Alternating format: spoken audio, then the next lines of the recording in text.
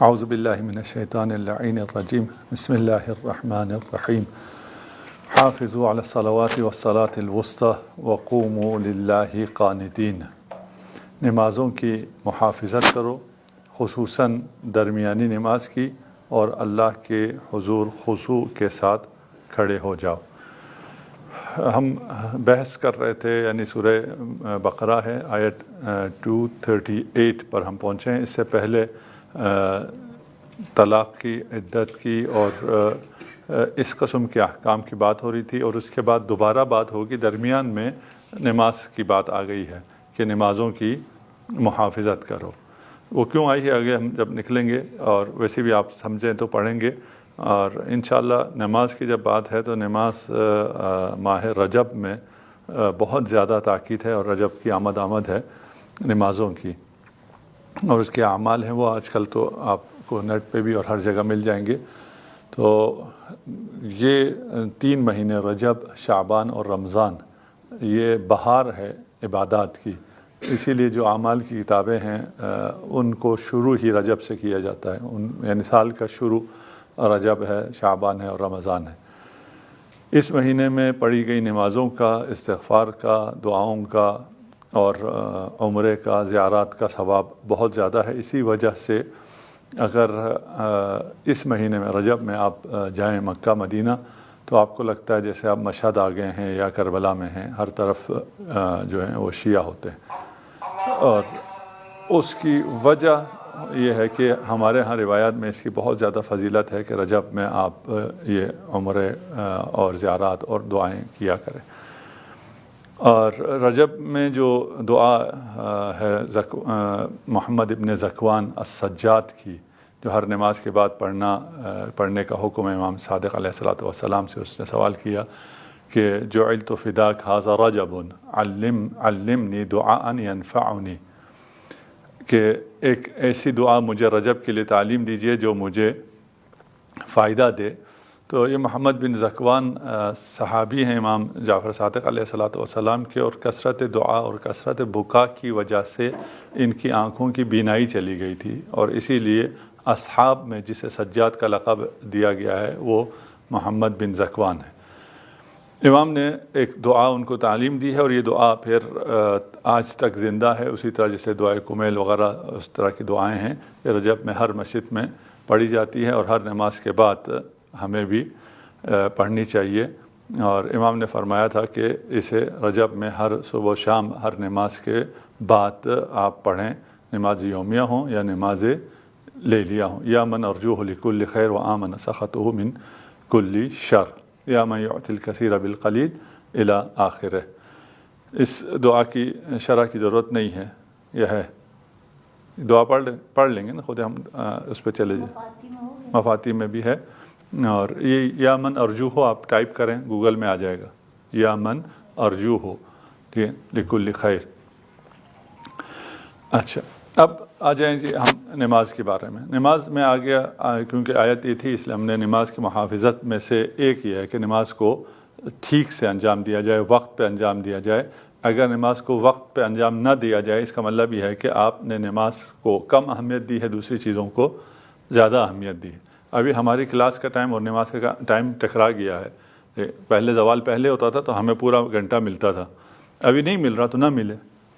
ہم آدھا گھنٹہ پڑھیں تفسیر، لیکن قرآن نماز کو اپنے ٹائم پہ پڑھیں، ٹھیک، بجائے اس کے کہ ہم 1 گھنٹہ تفسیر تو پڑھیں اور یہاں آ کے کہتے رہیں نماز کی محافظت کریں، لیکن عملاً ہم نماز کی محافظت نہ کریں۔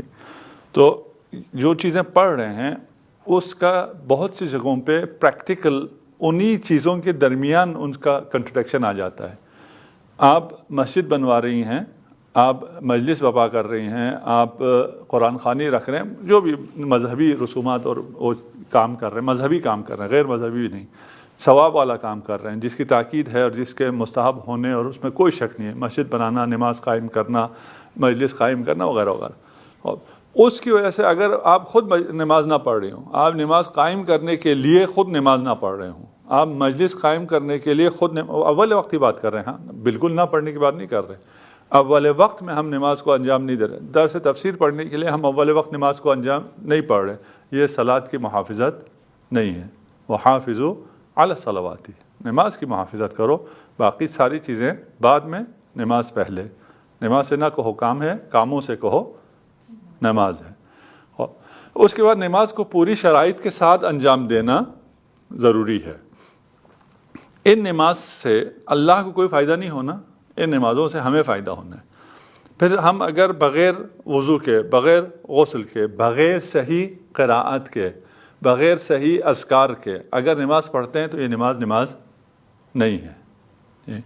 اس میں ہم کیونکہ بچپن سے ہمیں ایک تربیت ہوئی ہوئی ہے، اس میں بہت سی جگہوں کا ہمیں پتہ بھی نہیں ہے کہ ہم جو چیزیں کر رہے ہیں وہ صحیح بھی ہیں یا صحیح نہیں ہیں۔ آپ لوگوں کی میں بات نہیں کر رہا، آپ کی ابھی کلاسیں ہوئی ہوں گی اس پہ، تمام پہ، وضو پر، غسل پر، قراءت پر، اذکار پر، نماز پر، باقی شرائط پر اگر نہیں ہوئی ہیں تو آپس میں ایک ڈسکشن ضرور کر لیں، آپس میں ایک دوسرے کی قراءت ضرور سن لیں، ایک دوسرے کو ذرا دیکھ لیں، کیونکہ ایک بچپن سے عادت ہوتی ہے ایک ذکر کو جلدی سے پڑھنے کی، اور وہ جلدی پڑھتے ہوئے وہ ذکر صحیح نہیں پڑھ رہے ہوتے، اور وہ ابھی تک پھر اسی طرح چلا آتا ہے۔ کبھی آپ کے خیال میں بھی نہیں آیا کہ یہ ذکر صحیح بھی میں تلفظ کر سکتا ہوں یا نہیں کر سکتا، میری یہ قراءت صحیح ہے یا صحیح نہیں ہے۔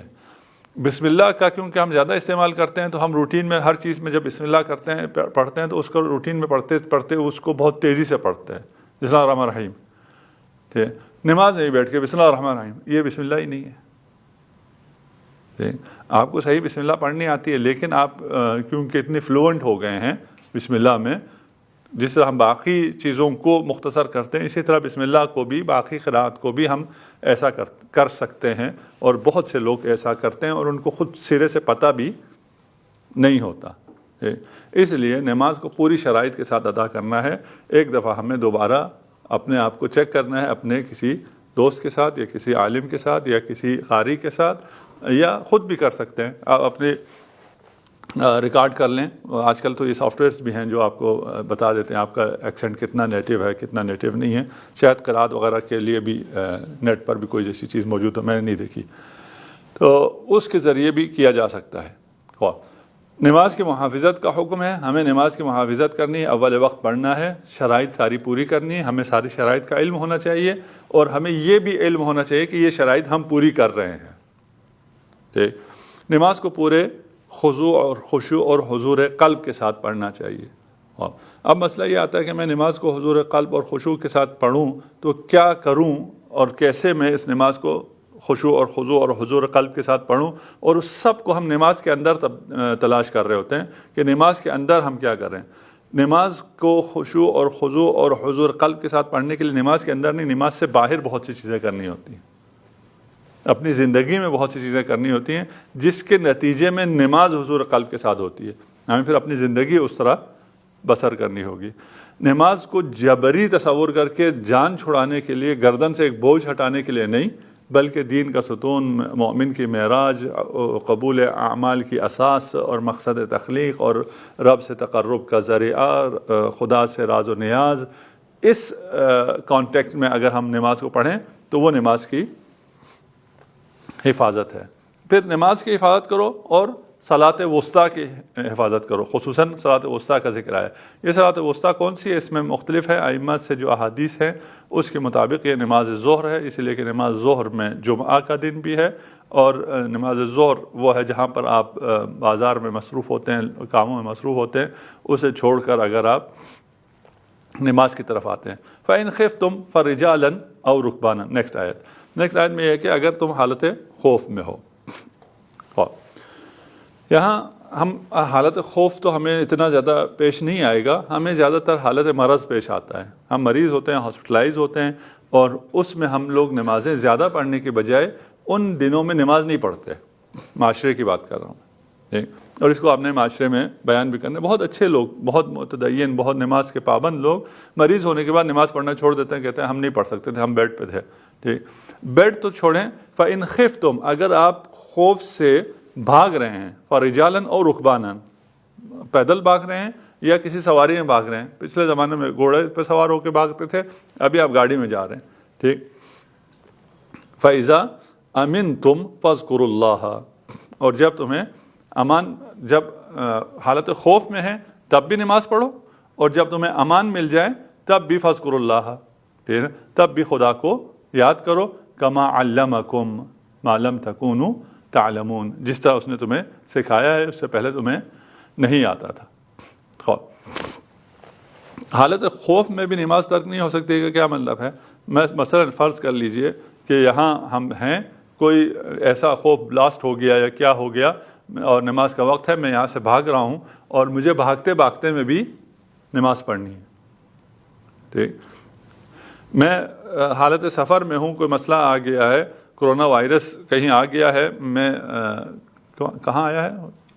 چائنا میں، وہ جو شہر تھا پتہ نہیں، ووہان جی، وہاں آ گیا، وہاں سے مجھے بھاگنا ہے، میں نے پہلی ٹرین پکڑی اور میں بھاگ رہا ہوں، اور ٹرین جو ہے 12 گھنٹے 8 گھنٹے کی ٹرین ہے، ٹرین میں مجھے نماز پڑھنا ہے، میں نے ٹرین کے رکنے کا انتظار نہیں کرنا ہے۔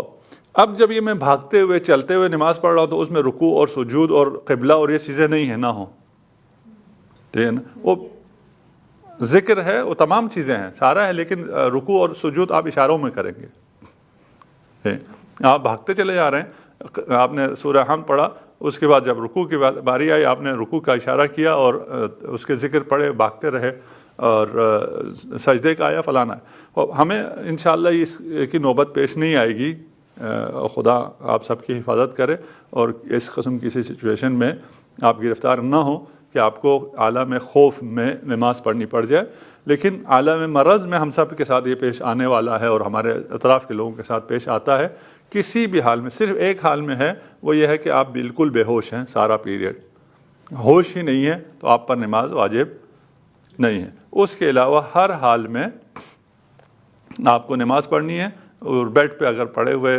اشاروں میں کر سکتے ہیں تو تب بھی۔ اچھا، ہم نے کہا یہ بات چل رہی تھی عائلی نظام کی اور وہاں زوجیت میں جدائی کی، اس کے درمیان میں نماز آ گئی کہ نماز کی حفاظت، جو لوگ نماز کی حفاظت کریں، نماز دین کا ستون کیوں ہے؟ اس لیے کہ آپ کو عائلی زندگی میں بھی سب چیزیں صحیح رکھنے کے لیے اور طرفین کو منصف رکھنے کے لیے نماز کی ضرورت ہے۔ اگر ہم اپنے فیملیز میں نماز کو رائج کریں اور زن و شوہر اس کو لڑائی اور فلان اور جدائی اور ان کو تو خدا کرے نوبت نہ آئے کسی بھی گھرانے میں، لیکن اگر نماز کو قائم رکھیں تو وہاں تک نوبت نہیں آئے گی۔ اگر نوبت آئے تو پھر وہاں پر جو معروف، بار بار قرآن کہہ رہا ہے اس مسئلے میں کہ دستور کے مطابق، معروف کے مطابق اچھی طرح ان تمام چیزوں کو ہینڈل ہونا چاہیے۔ یہ تمام چیزیں اچھی طرح تب ہینڈل ہوں گی جب اس معاشرے میں نماز کی حفاظت ہوگی۔ اگر نماز کی حفاظت نہیں ہوگی تو یہ چیزیں اچھی طرح ہینڈل نہیں ہوں گی۔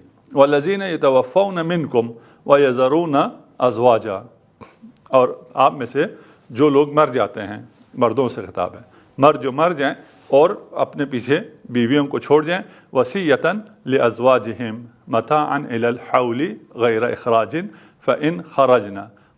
یہاں پر ان کو کیا کرنا ہے؟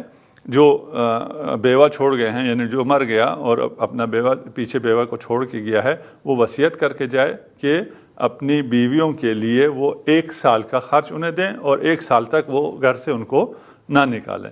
فَإِنْ خَرَجْنَا فَلَا جُنَاحَ عَلَيْكُمْ، اگر وہ خود سے چلی گئی پھر آپ پہ کوئی گناہ نہیں ہے، آپ پہ کوئی حرج نہیں ہے۔ فِي مَا فَعَلْنَا، جو کچھ اس نے خود کیا، فِي أَنفُسِهِنَّ مِن مَعْرُوف وَاللَّهُ عَزِيزٌ حَكِيمٌ، اور اللہ بڑا غالب آنے والا، حکمت والا ہے۔ وَلِلْمُطَلِّقَاتِ مَتَاعٌ بِالْمَعْرُوفِ حَقًّا عَلَى الْمُتَّقِينَ، اور مطلقہ عورتوں کے لیے دستور کے مطابق کچھ خرچہ دینا ہے، متاع، خرچ دینا، نان و نفقہ دینا ہے، اور یہ متقی لوگوں کی ذمہ داری ہے۔ متقی لوگ وہی ہیں جو نماز کی حفاظت کرتے ہیں۔ كَذَلِكَ يُبَيِّنُ اللَّهُ لَكُمْ آيَاتِهِ لَعَلَّكُمْ تَعْقِلُونَ، اللہ اپنی نشانیاں تمہارے لیے اس طرح کھول کر بیان فرماتا ہے تاکہ تم عقل سے کام لو۔ اچھا، ابھی ہم پڑھ چکے ہیں، ایک تو ہم نے ابھی پڑھا کہ بیوہ کو 1 سال کا خرچ دینا ہے اور 1 سال گھر سے نہیں نکالنا ہے۔ اس سے پہلے ہم یہ بھی پڑھ چکے ہیں کہ عدت وفات جو ہے وہ کتنے ہیں؟ 4 ماہ 10 دن ہے، ٹھیک، اور یہ 4 مہینے 10 دن ہے یا 1 سال ہے؟ عدت وفات، ابھی بھی عدت وفات کی بات ہو رہی تھی نا، کہ آپ اگر مر جائیں اور آپ کی بیویاں 1 سال کے لیے وہاں رہیں گی، گھر میں رہیں گی، اور 1 سال تک ان کو نان و نفقہ دیا جائے گا آپ کے خرچ سے، ٹھیک ہے. جبکہ عدت وفات میں پہلے آیت میں ہم پڑھ چکے ہیں کہ وہ 4 مہینے 10 دن ہے، اور 4 مہینے 10 دن ان کا نان و نفقہ شوہر پر واجب ہے، یعنی شوہر کی وراثت سے ملے گا ان کو. ٹھیک. یہ جو آیات ہیں، یہ 2 آیت ہیں، اس میں یہ والی آیت جو ابھی ہم نے پڑھی 1 سال والی، وہ نسخ ہو گئی ہے 4 مہینے 10 دن کی آیت اور آیت میراث کے ذریعے. ٹھیک. اچھا، پہلے کیا تھا؟ مطلب 1 سال تک عدت ہوگی؟ نہیں، 1 سال والی ختم ہو گئی، عدت نہیں تھا، یہ نان و نفقہ ہے. ٹھیک ہے نا. عدت تو 4 مہینے 10 دن ہی ہے، لیکن آپ کو نان و نفقہ کتنا ملے گا بیوہ کو؟ 1 سال ملے گا. ٹھیک ہے نا. اور گھر میں کب تک وہ رہ سکتی ہے؟ 1 سال تک رہ سکتی ہے. 1 سال سے پہلے اس کو اس گھر سے نہیں نکالا جا سکتا. یہ کب تھا؟ جب یہ نہیں کہا گیا تھا کہ بیوہ کو میراث میں سے حصہ ملے گا.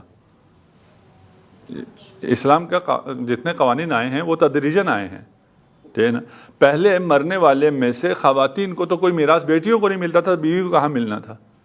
میراث کا سسٹم ہی کوئی نہیں تھا. ہمارے بھی ابھی جو جاہلانہ نظام ہے ان میں ابھی بھی خواتین کو لوگ میراث نہیں دیتے، اتنا سب کچھ ترقی ہونے کے باوجود بھی اور اسلام کو بھی اتنا پرانا ہونے کے باوجود. اس زمانے میں بھی نہیں دیتے تھے. جب میراث نہیں دیتے تھے تو شروع میں حکم یہ آیا کہ اگر آپ میراث نہیں دیتے تو 1 سال کا خرچ دیں اور ان کو گھر میں رہنے دیں. اس کے بعد آیا کہ نہیں، 4 مہینے 10 دن خرچہ دینا ہے اور میراث میں حصہ دینا ہے. جب میراث میں حصہ مل گیا تو پھر 1 سال نان و نفقہ کی ضرورت نہیں ہے، وہ اپنے میراث میں سے جو حصہ ملے گا اس میں سے اپنا نان و نفقہ کرے گی. بات واضح ہے؟ جی. اچھا جی. الم تر الی الذین خرجوا من دیارہم وهم الوف حذر الموت فقال لهم اللہ موتوا ثم احیاهم ان اللہ لذو فضل علی الناس ولكن اکثر الناس لا یشکرون. الم تر الی الذین خرجوا من دیارہم، آپ نے ان لوگوں کو نہیں دیکھا جو اپنے دیار سے، اپنے وطن سے نکلے اور وہ ہزاروں میں تھے. حذر الموت، موت سے ڈر کے وہ لوگ اپنا وطن چھوڑ کر بھاگے تھے. ٹھیک. مثلا ابھی کرونا آیا ہے، کرونا آنے کی وجہ سے اس ایریے سے ہزاروں لوگ موت کے خوف سے اگر بھاگ جائیں. ٹھیک. فقال لهم اللہ موتوا، وہ وہاں سے تو بھاگے لیکن اللہ نے ان سے کہا مر جاؤ، وہ مر گئے. ثم احیاهم، پھر ان کو زندہ کر دیا. ان اللہ لذو فضل علی الناس، اللہ کا لوگوں پر بڑا فضل ہے. لیکن اکثر الناس لا یشکرون، اتنا فضل کرنے کے بعد، موت کے بعد انہیں دوبارہ زندگی دی گئی، لیکن اکثر جو لوگ ہیں وہ شکر گزار نہیں ہیں. اچھا، اب یہ کیا ہوا ہے، کہاں ہوا ہے، اس میں کافی اختلاف ہے، مخصوصاً اہل سنت تفاسیر میں. ہمارے ہاں روایت اہل بیت میں یہ ہے کہ یہ ایک وہ تھا، علاقہ تھا جہاں ایک قوم کو طاعون کی بیماری، جو کوئی وائرس آ گیا، اس کی وجہ سے وہ لوگ نکل گئے اپنا علاقہ چھوڑ کر. لیکن وہ جہاں بھی گئے 70,000 لوگ تھے، وہاں پر وہ سارے کے سارے مر گئے اور خاک ہو گئے. اس کے بعد اللہ نے ایک نبی کو، حزقیل کو مبعوث کیا، اور وہاں ان کی دعا سے تمام جو وہ تھے ان کی ہڈیاں جمع ہو گئیں، اس میں روح پلٹ کے آئی اور وہ لوگ دوبارہ سے زندہ ہوئے اور ایک مدت تک انہوں نے زندگی پائی. اگر یہ واقعہ اس روایت کے مطابق اس طرح ہوا تو اس کا مطلب یہ ہوا کہ کوئی طاعون کے خوف سے وہ لوگ بھاگے، موت ہو گئی، موت کے کئی عرصے کے بعد، اتنا عرصہ کہ وہ بالکل ان کی ہڈیاں بھی خاک میں مل گئیں، اس کے بعد ان کو دوبارہ زندہ کیا گیا. ٹھیک.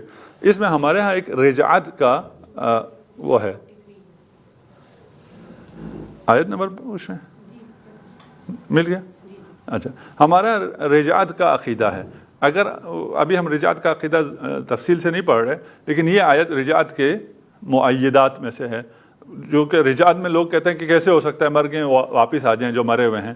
یہ جو مرے ہوئے ہیں یہ واپس اسی دنیا میں آ رہے ہیں، قیامت میں تو سب واپس آئیں گے، قیامت کے علاوہ اسی دنیا میں واپس آنے کو رجعت کہتے ہیں. ٹھیک ہے. فقال لهم اللہ موتوا ثم احیاهم، اسی دنیا میں انہیں کہا مر جاؤ، پھر اسی دنیا میں ان کو دوبارہ زندہ کر دیا گیا. اس کے بعد اکثریت جو ہے، اتنا عظیم معجزہ دیکھنے کے باوجود بھی اکثریت حق پر نہیں رہتی ہے. بس ملاک کبھی بھی اکثریت نہیں ہے، اس لیے کہ لیکن اکثر الناس لا یشکرون، یہی لوگ جنہیں موت کے بعد زندہ کیا گیا، زندہ کر کے اسی دنیا میں لایا گیا، وہ پھر بھی اس تمام فضل الہی کے باوجود پھر شکر گزاروں میں سے نہیں ہیں.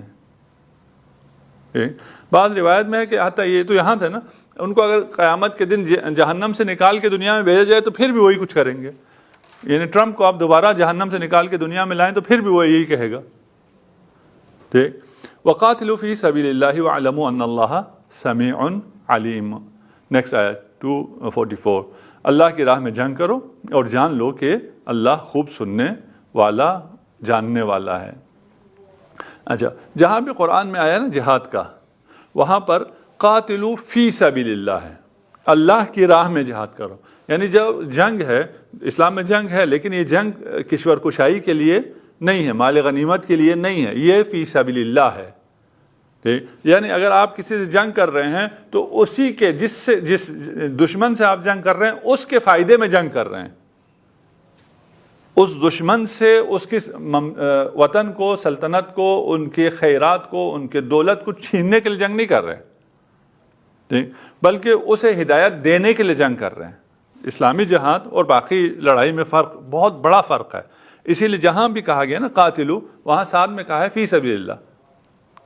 آپ جنگ کرنے گئے, آپ نے جنگ کی, اعلان جنگ سے پہلے آپ نے دعوت دینی ہے, وہ مسلمان ہو گئے, وہ آپ کے بالکل برابر ہو گئے, ختم ہو گئی, کوئی جنگ نہیں ہے.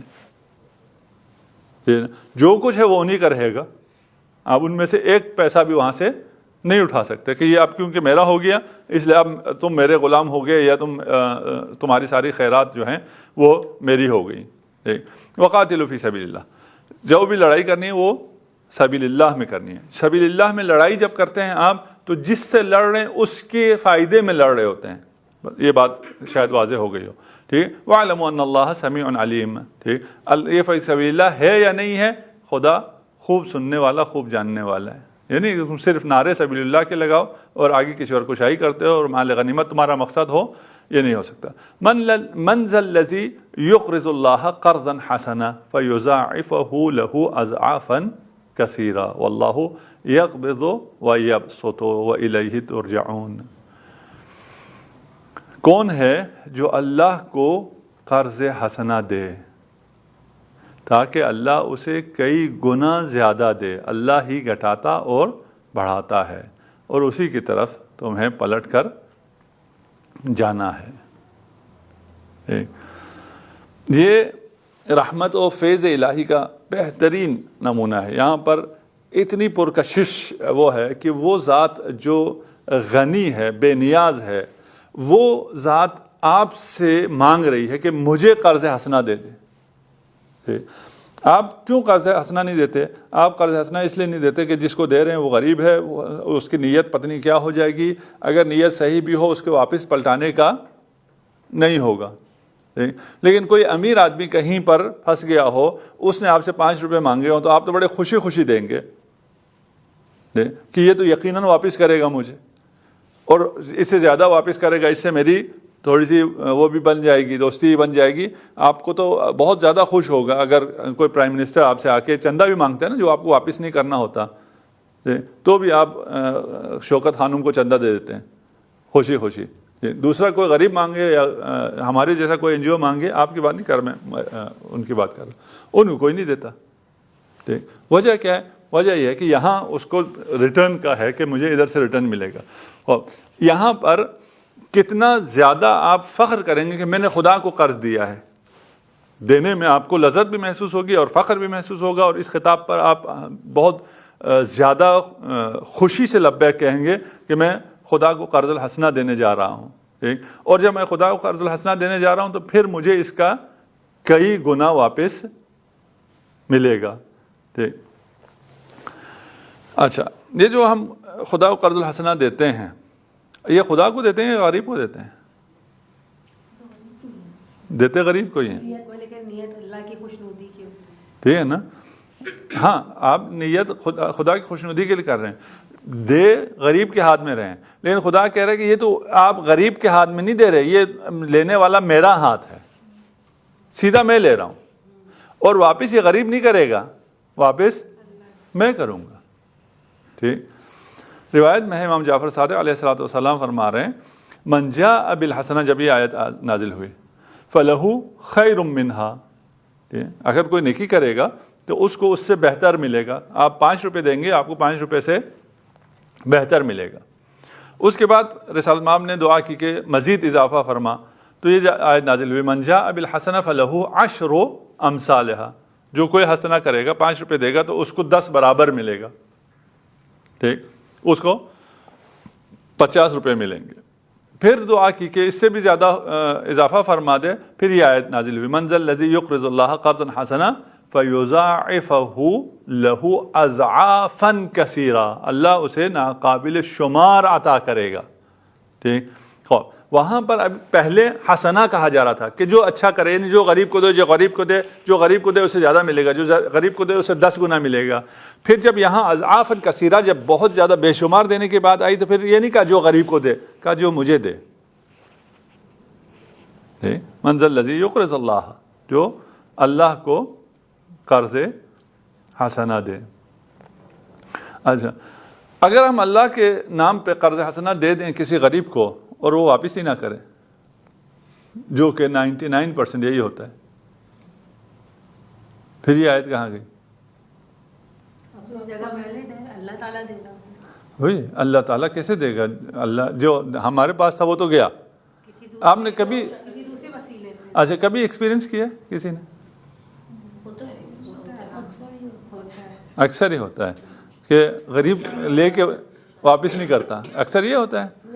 اچھا اچھا، تو ریوارڈ ملتا ہے، کہیں اور سے مل جاتا ہے۔ ہاں، یہ شاید راضی ہوں، ان کا میں نام لے لوں، ڈاکٹر بنگش قائد اعظم ہاسپٹل والے، ٹھیک، یہ کہتے ہیں میں جب پڑھ رہا تھا امریکہ میں تو وہاں کیونکہ خود ہی محنت کر کے پیسے جمع کر کے پھر پڑھنا پڑتا ہے، تو پورا 1 سال میں نے پیسے جمع کیے میڈیکل میں ایڈمیشن لینے کے لیے، جتنے میرے کام وام کر کے میں نے پیسے جمع کیے تھے، ایک حدیث پڑھ لی اسی قسم کی کہ اللہ کی راہ میں جو دے گا اس کو یوں ریوارڈ ہوگا۔ یہ آیت کا انہوں نے کہا، انہوں کو حدیث کا بتایا کسی کتاب میں نے حدیث پڑھ لی، اس نے آ کے مجھ سے کہا کہ آپ مجھے پیسے دے دیں، میرے پاکستان سے پیسے آنے والے ہیں، دوسرا اسٹوڈنٹ تھا کوئی، اس کا ایڈمیشن 2-4 دن پہلے تھا، تو میں آپ کو 4 دنوں میں پیسے دے دوں گا واپس۔ انہوں نے کہا جی اس کی بات پہ تو یقین نہیں کرنا چاہیے، حدیث پہ تو ہمیں یقین کرنا چاہیے۔ میں نے وہ پیسے اٹھا کے اس کو دے دیے، ٹھیک۔ جب میں نے اس کو پیسے دیے، وہ دن اور آج کا دن وہ کہیں بھی دوبارہ نظر ہی نہیں آیا۔ اس کے کچھ عرصے بعد ان کا اپنا ایڈمیشن تھا، ان کو ایڈمیشن ملا جی نہیں ملا، کیونکہ ان کے پاس پیسے نہیں تھے، نہیں، یعنی وہ سال ان کا ضائع ہو گیا، ٹھیک ہے نا، وہ سال ان کا ضائع ہو گیا، کیونکہ سارے پیسے پیچھے پیسے تو تھے نہیں کہ والدین سے منگوا لیں، خود ہی محنت کر کے جمع کیے تھے، تو جمع کر کے پڑھانا تھا، وہ تو گیا، وہ بندہ لے گیا، ٹھیک، وہ سال بھی کیا ہو گیا؟ ضائع ہو گیا، ٹھیک۔ وہ کہتے ہیں وہ میرا سال تو ضائع ہو گیا، اور اگلے سال میں نے کسی نہ کسی طرح کر کے وہ کر لیا، پڑھنا، اپنی پڑھائی شروع کر دی 1 سال ضائع ہونے کے بعد۔ لیکن کہتے ہیں اس کے بعد مجھے اتنے پیسے ملتے رہے کہ مجھے کہیں سے پتہ ہی نہیں، حساب ہی نہیں ہے کہ پیسے آتے کدھر سے ہیں، اور انہوں نے یہ ہاسپٹل کھڑا کر دیا، جو ایک عام ڈاکٹر تو نہیں کر سکتا نا۔ یہ کہنے کا مقصد پتہ کیا ہے؟ فوری نہیں ہوتا، خدا آزماتا ہے، یہ میرا ہے یا میرا نہیں ہے، دیکھ، آزمانے کے بعد اگر پورا اترے اس آزمائش میں پھر دیتا ہے، اگر فوری دے تو پھر کون نہیں کرے گا، ٹھیک۔ مثلا آپ سے کہیں جی آپ اس غریب کو قرضہ دے دیں، تو ادھر آپ اپنے اکاؤنٹ میں ابھی پتہ کر لیں، آپ کو SMS آ جائے گا، ادھر آپ 5 لاکھ دیں، آپ کو SMS آ جائے گا آپ کے 5 ملین آ گئے ہیں، تو کون نہیں دے گا 5 لاکھ؟ سب دیں گے، ٹھیک ہے نا۔ آپ ادھر پیسے دینے کے بعد موبائل چیک کریں، جی میرے اکاؤنٹ میں کتنے آ گئے، ٹھیک، آپ جتنے مرضی اکاؤنٹ چیک کرتے رہیں، آپ کے اکاؤنٹ میں کچھ بھی نہیں آئے گا۔ کب تک نہیں آئے گا؟ یعنی جو اللہ کا نبی ہو وہ تک چیخ اٹھتا ہے کہ کہاں ہے خدا کی مدد، کدھر ہے خدا، یہاں تک پہنچتا ہے۔ وہاں تک پہنچنے کے بعد پھر وہ کہتا ہے اچھا یہ میرا بندہ تھا، اس نے میری اس بات پہ یقین کیا، اپنا جو کچھ تھا وہ دے دیا اور سکون سے بیٹھا رہا ہے، یہ اس کو جب ضرورت پڑے گی میں اس کو زیادہ دوں گا۔ آزمانے کے بعد، اور یہ آزمائش کیوں آئے گی؟ پتہ چلے کس کو خدا پر ایمان ہے اور کس کو نہیں ہے، ٹھیک ہے نا. فوری ڈیل ہو تو پھر تو کسی ایمان کی ضرورت نہیں ہے نا. ٹھیک. ایک صاحب ہیں لاہور میں ہیں, ان کا بہت بڑا بنگلہ ہے اور کئی 20-30 کنال پہ ہے. وہ خود اتنے امیر نہیں ہے کہ بالکل لاہور سے سٹی سینٹر میں اتنا بڑا ان کا وہ ہو. ان سے ہم نے ایک دفعہ پوچھا کہ یہ کیسے, اور وہ 20-30 کنال پہ تو ان کا اپنا ہے, باقی کوئی 80 کنال ان کے پورے رشتہ داروں. کہا کہ وہ لاہور کراچی کا ایک سیٹ تھا, اس نے شرط یہ لگائی تھی کہ مجھے کوئی پیسے دے اس کے اور مجھ سے یہ ٹرانسفر بھی نہ کروائے تو میں اس کو یہ پلاٹ دوں گا. اور کوئی بھی تیار نہیں ہوتا تھا کہ بھئی دے بہت سستا رہا تھا. مثلا آپ یہاں کی کوئی پراپرٹی جو ابھی 5 کروڑ کی ہے وہ 5 لاکھ میں دے رہا ہوں, لیکن کہ آپ نے مجھ سے ٹرانسفر کوئی نہیں کرانا, پیسے دے دو پلاٹ لے لو, ٹرانسفر کوئی نہیں. تو وہ کوئی بھی نہیں کرے گا. انہوں نے کہا جی میرے والد نے اس کو پیسے بھجوا دیے کہ یہ لیں جی آپ کو 5 لاکھ آپ کو دے دیے, ہم نے آپ پہ ٹرسٹ کیا, آپ بے شک وہ نہ کریں, ہمارے نام ٹرانسفر نہ کریں اور یہ ہمیں پلاٹ دے دیں. وہ کہتے ہیں اس نے پھر ٹکٹ دے کے کراچی بلا کے کہا کہ میں صرف دیکھنا چاہ رہا تھا کون مجھ پہ ٹرسٹ کرتا ہے. ٹھیک ہے نا, آپ نے ٹرسٹ کیا, یہ پلاٹ بھی آپ کا, یہ آپ کے نام ٹرانسفر بھی ہو گیا, یہ سب کچھ بھی ہو گیا, وہ آج وہاں بیٹھے ہوئے ہیں. یہ عام آدمی تو ایسے نہیں کرتے, اس کو تو کوئی وہ نہیں ہے. ٹھیک ہے, لیکن خدا ہمیشہ یہی کرتا ہے, آزماتا ہے کہ آپ خدا پر اعتماد کرتے ہیں یا نہیں کرتے, خدا پہ توکل کرتے ہیں یا نہیں کرتے. اگر توکل کریں اور خدا کی راہ میں دیں, اور اس راہ میں دینے میں آپ کو مشکلات بھی ہوں گی, جو آپ سے بندہ لے کے جائے گا وہ بہت سے وقت پہ آپ کو نہیں دے گا, آپ کو برا بلا بھی کہے گا. یہ جو قرض لے کے جاتے ہیں وہ بعد میں برا بلا بھی کہتے ہیں کہ اس کے پاس اتنے پیسے ہیں, میرے سے یہ 5 روپے اس کو نہ ملیں تو اس کو کیا ہو جائے گا, وغیرہ وغیرہ بہت کچھ سناتے ہیں. وہ سب آپ کے لیے شیرین ہو جائے گا. آپ کو مزہ آئے گا, جتنا وہ آپ کو برا بلا کہے گا آپ کو مزہ آئے گا, کیونکہ آپ نے اس کو تو دیا ہی نہیں, آپ نے اس سے تو لینا ہی نہیں ہے. ٹھیک ہے نا, آپ نے کسی اور کو دیا ہے اور آپ نے کسی اور سے لینا ہے, اس پہ آپ کو پورا بھروسہ ہے, اور آپ کو یہ پتہ ہے یہ جتنا تنگ کرے گا وہ دیکھ رہا ہے, وہ کہے گا اوہو یہ تنگ کر رہا ہے, اس کو ذرا جلدی پہنچا دیں, یہ خود تنگ نہیں ہو رہا, فلانی اس کو تنگ کر رہا ہے. وہ جتنا تنگ کرے آپ کو تو خوش ہونا چاہیے. مشکل ہے, آسان ہے. قرض حسنہ میں صرف پیسہ ہی آتا ہے اگر آپ کسی کو اپنی سروسز دے رہے ہیں. ہاں ایک ہی چیز ہے, خیال رکھ رہے ہیں اللہ کی رضا کے لیے. صرف پیسہ نہیں آتا, پیسہ تو بہت چھوٹی سی چیز ہے نا, صرف پیسہ نہیں آتا. جو بھی آپ سروسز دے سکتے ہیں, جو بھی آپ کام کر سکتے ہیں, 2 اچھے بول بولے, ٹھیک ہے نا, اس کو آپ سپورٹ کریں. کوئی مشکل حالات میں ہے اس کے ساتھ 2 بول بولیں, اس کے ساتھ بیٹھیں, اس کو حوصلہ دیں. یہ بہت سی جگہوں پہ پیسے سے بہت زیادہ کام کرتا ہے. آپ اس کے ساتھ بیٹھے ہیں, آپ اس کو حوصلہ دے رہے ہیں, وہ آپ کے خلاف ہو رہا ہے. بہت جگہوں پہ ہوتا ہے, ٹھیک ہے نا. آپ اس کو حوصلہ دیں, وہ کہتے ہیں یہ بجائے اس کے کہ میرے ساتھ روئے, اس کو رونا چاہیے تھا. وہ لوگ خوش وہاں ہوتے ہیں جہاں پر ایک رو رہا ہو تو دوسرا اس سے بھی زیادہ جا کے چیخ کے رونا شروع کرے, تو وہ سمجھتے ہیں یہ میرا ہمدرد ہے, دیکھیں میرے ہمدردی میں یہ کتنا رو رہا ہے. ٹھیک ہے, آپ اس کے ساتھ نہ روئیں, آپ اس کو چپ کرائیں, آپ اس کو حوصلہ دیں, آپ اس کا مسئلہ ایموشنلی حل کریں. ٹھیک, بھلے اس کو برا لگ رہا ہو, ٹھیک, لیکن آپ کا معاملہ ہمیشہ اللہ کے ساتھ ہے. ٹھیک, ہم اللہ کا, جب اللہ ہمیں ہر معاملے میں اللہ ہمارا طرف بننے کے لیے تیار ہے, وہ ہم سے ڈیل کر رہا ہے, ہمیں کیا ضرورت پڑی کسی اور سے ڈیل کرنے کی. ٹھیک, ہمیں کسی اور سے تعریف کیوں چاہیے؟ انسان ہیں, ہمیں چاہیے, یہ نہیں کہ انسان ہونے کے اعتبار سے ہمیں نہ چاہیے ہو. ٹھیک ہے نا. اور یہ جب اگر ہمارے ذہن سے نکل جائے تو ہمیں یہ ہوتا ہے کہ میں نے اتنا کام کیا, سب کچھ کیا, کسی نے اپریشیٹ بھی نہیں کیا, خالی ایک واہ واہ کہنے سے ان کا کیا جاتا تھا.